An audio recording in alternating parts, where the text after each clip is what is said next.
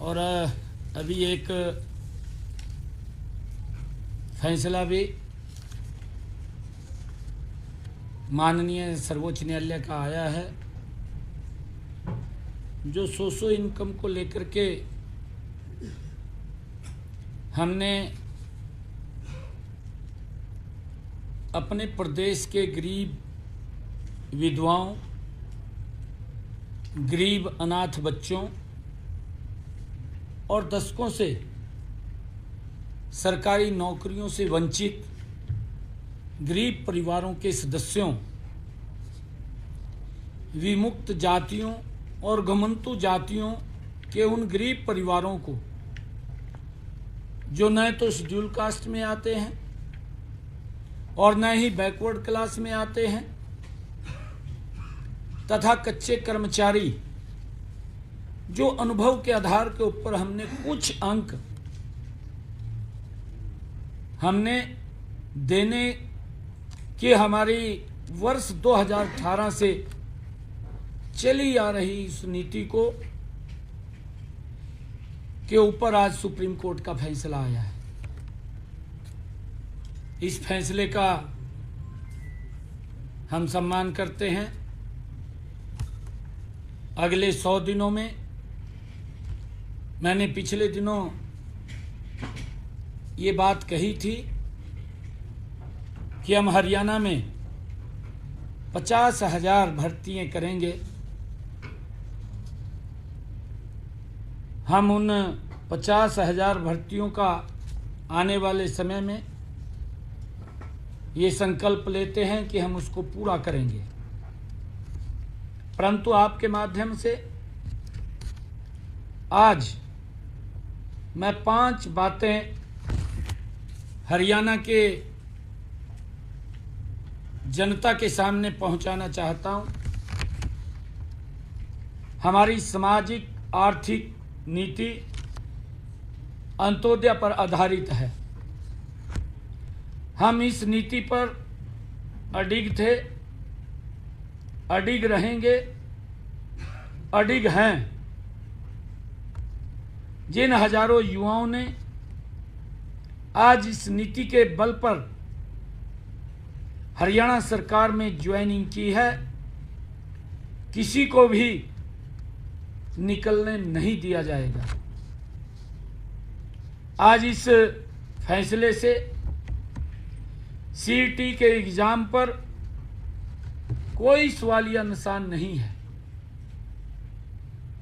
कांग्रेस के लोग इस फैसले पर ओछी राजनीति के लिए उल्टे सीधे बयानबाजी कर रहे हैं। वो झूठ फैलाने का काम कर रहे हैं, वो भ्रम फैलाने का काम कर रहे हैं। यदि कांग्रेस के लोगों को इन गरीब विधवाओं, गरीब अनाथ बच्चों, बिना नौकरी वाले परिवारों, कच्चे कर्मचारियों, विमुक्त जातियों के युवाओं के खिलाफ हैं, तो इस पर विचार करें। मैं कांग्रेस के लोगों को कहना चाहता हूं, वो इस पर विचार करें, क्योंकि हमारी सरकार गरीबों के हकों के लिए लड़ रही है। हम इनको अगर जरूरत पड़ी एक विधेयक विधानसभा में ला करके लेकर के आएंगे, ताकि गरीब व्यक्ति के लिए जो अंत्योदय की भावना से हमारी सरकार ने जो गरीब व्यक्ति को लाभ दिया है, हमारी सरकार मजबूती से उन गरीब लोगों के साथ खड़ी है। टस से मस नहीं होगी। चाहे हमें रिव्यू पिटीशन में जाना पड़े, चाहे हमें विधानसभा में विधेयक लेकर के आना पड़े, हम गरीब लोगों के साथ हैं। परंतु पिछली सरकार के दौरान जो कांग्रेस के लोग आज उन गरीब लोगों के, अगर किसी के परिवार में नौकरी नहीं है,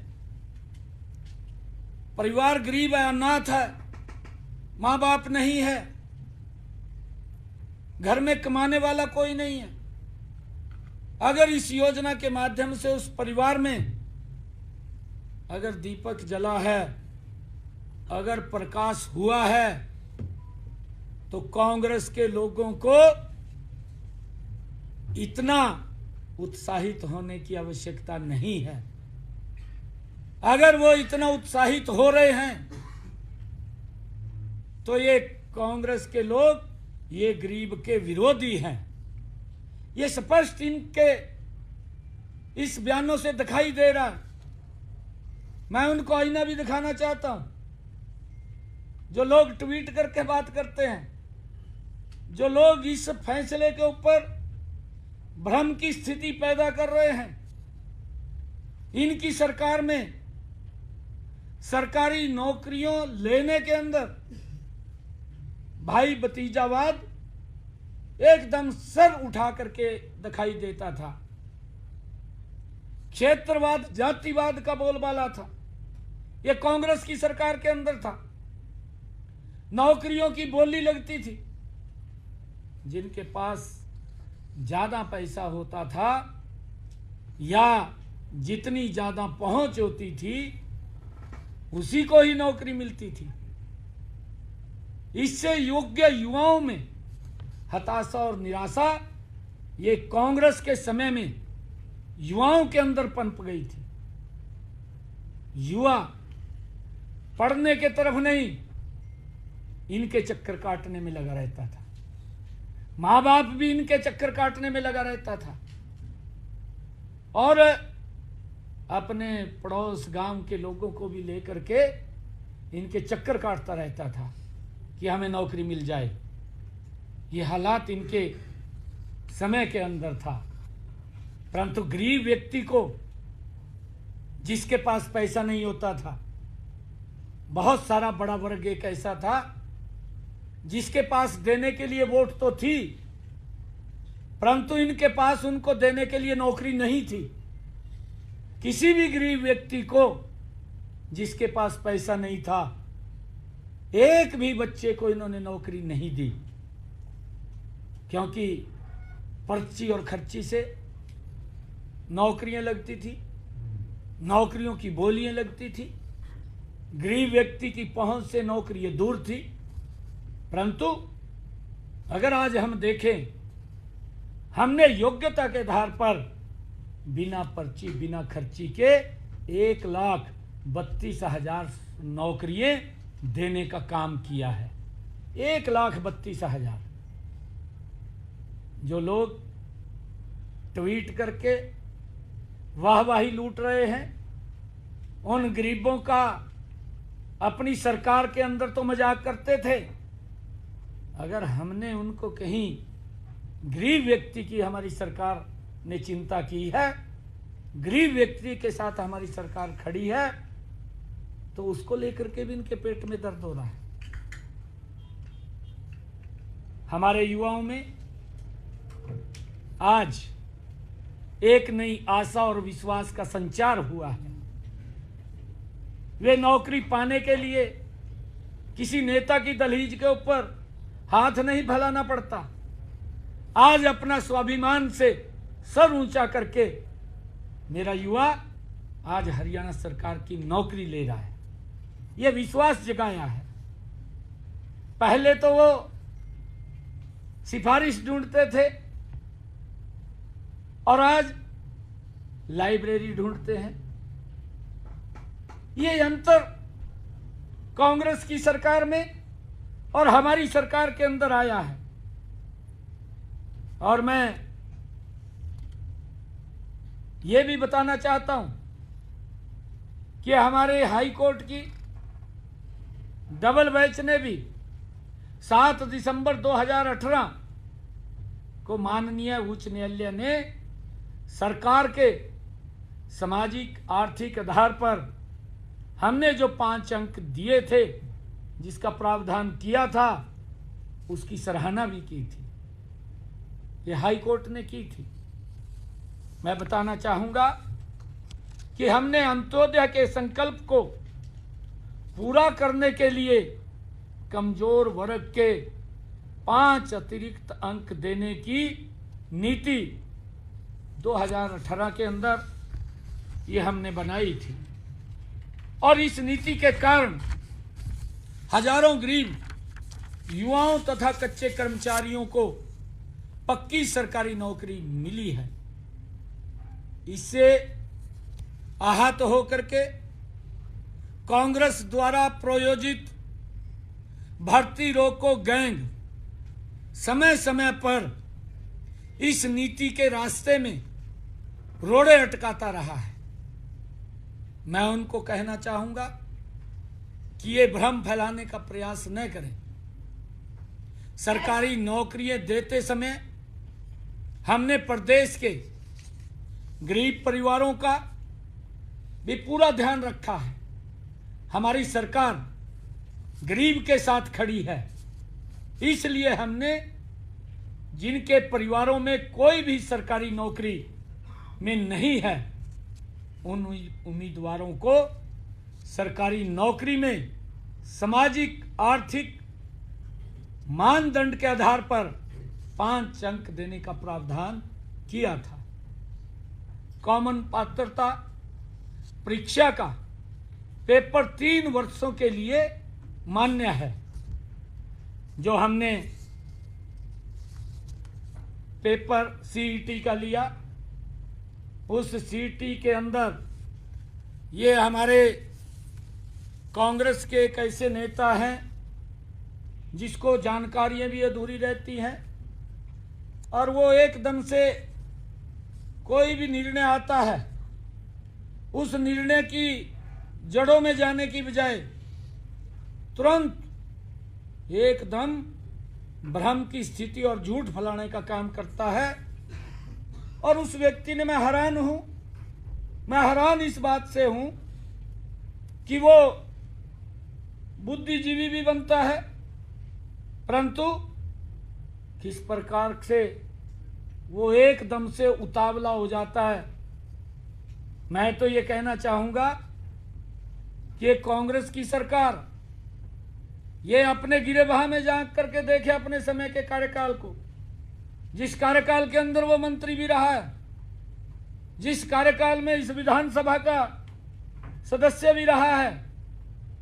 ट्वीट करके सुरजेवाला साहब ने ये आरोप लगाए हैं। उन्होंने कहा कि ग्रुप डी में 13,50,000 अभ्यर्थियों ने रजिस्ट्रेशन किया, और जिसमें 13,657 कुल पद थे। बिल्कुल ठीक कहा, हम इसका विरोध नहीं कर रहे हैं, परंतु मैं उसको बताना चाहता हूं कि 13,50,000 अभ्यर्थियों ने इसमें रजिस्ट्रेशन किया। 9.5 लाख युवाओं ने पेपर में उन्होंने सीईटी का पेपर दिया, और 4,20,000 युवा ने क्वालिफाई किया।